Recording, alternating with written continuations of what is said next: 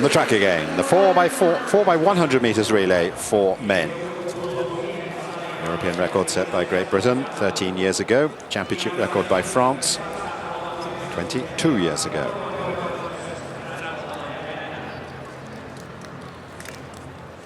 Portugal, Czech Republic, Germany, Great Britain and Northern Ireland, France, Russia, Switzerland, Netherlands. They are the teams that comprise this final here. France, the winners in 2010. Great Britain won the event the 3 previous championships. Portugal, Monteiro, Gonçalves, Antunes and Nascimento are in lane 1.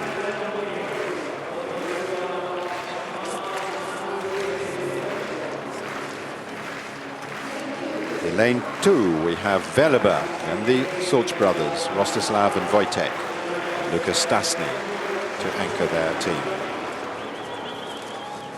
Germany were 3rd in 2010, and their squad is a good one. It's Julian Royce, Tobias Unger, Alexander Kuzenkov, and their champion at 100 meters, Lukas Jabuksik. The British team, very experienced lead-off runner here, Christian Malcolm, the World Junior Champion way back in 1998 with European and Commonwealth medals to his credit. Then Dwayne Chambers, who was on the winning team in 2006, then James Ellington, and Mark Lewis-Francis, who anchored the team home to victory in 2006. France lead off with Ronald Pognon, who was a member of their team that got the bronze in 2006. Then Christophe Lemaitre, who was on the winning team in 2010. And Pessonneau and Biron Novikov run for France. Russia have Idrisov, Petriashov, Kolesnichenko and Karavayev. Switzerland have Wilson, Schneeberger, Schenkel and Fongue. Good squad there. Alex Wilson leading off. And then the Netherlands with Brian Mariano, Jorandi Martina, the 200-meter champion, Giovanni Codrington and Patrick van Looy, who was 2nd in the 200 meters. So another squad that's showing sprint form just at the right time. Well, we saw the favourites fail to exchange the baton in the women's relay with the Ukraine. Let's hope that none of these teams have mishaps in this final. On your marks. Portugal, Czech Republic, then the favourite teams with Germany, Britain and France in 3, 4 and 5. And then Russia, Switzerland and the Netherlands.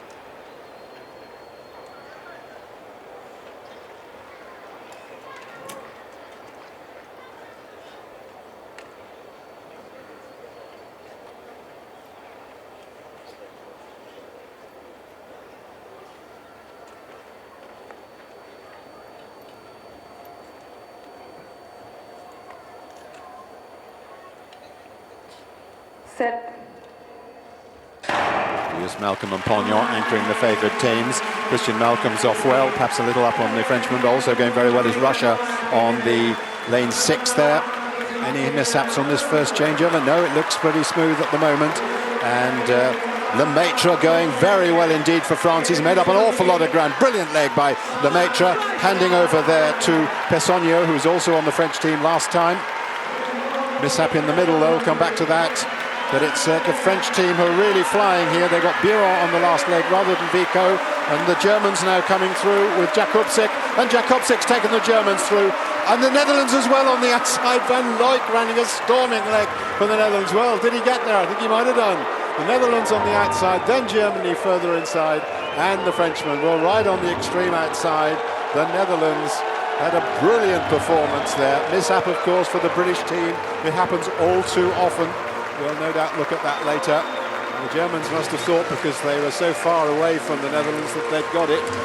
But no, it is the Netherlands who've won a wonderful race there. 38-34. They've won, in fact, by a 1/10 of a second from Germany. And some brilliant sprinting there, no doubt, by the Netherlands team. France in third place, 38.46. Well, some very fine sprinting there, and the Dutch celebrating, and what a championships they're having, aren't they, at sprint level. 1-2 in the 200 metres, and now they've taken the relay. It was a wonderful performance there from the Dutch squad, and of course they did take the silver medal in the women's sprint relay as well. The real hero of the Netherlands team, though, was not Martina, the 200 silver medalist, gold medalist, or Van Luke, who ran a storming last leg, but Giovanni Codrington, a fantastic third leg, fantastic bend. Just look at Codrington storm around the far bend there. He overtakes the French on the inside and also the Germans, who are running extremely well at the moment. Well, Van Luke has got a lot of ground to make up.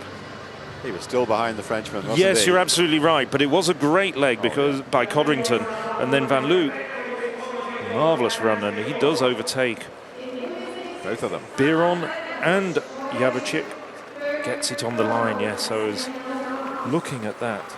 And of course the Germans, well, Germans come through for second place there, as you can see. Confirmed time for the Netherlands, 38.34. The French, well, they'll have to settle for the bronze on this occasion. It was Germany who just pipped them. 38.44, as you can see the times on the big screen. Well, they've just gone off, but I can just remember the fact that the French, the defending champions, are back in third on this occasion with 38.46.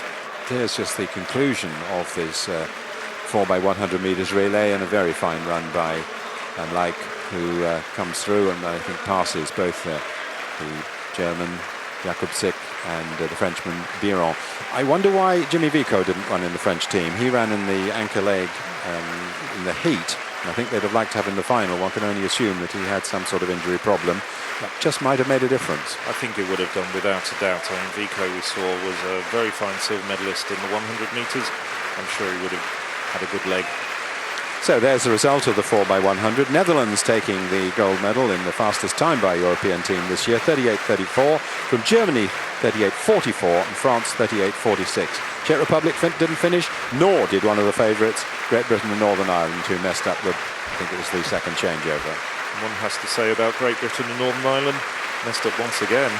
How often do they do this in a big championship? All too often. Let's have a look again, see if we can see any problems here.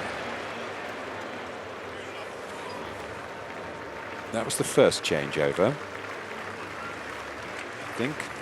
No, we'd already lost Britain there. I was hoping to sort of see the changeover between them. Now, this was the crucial one. As you say, Codrington ran a marvellous leg on the outside, going there for the Netherlands and giving them every chance. Lemaitre had run a storming leg for France, and there's Pessonneau handing over to Biron. Nothing wrong with that, and the Germans also flying there.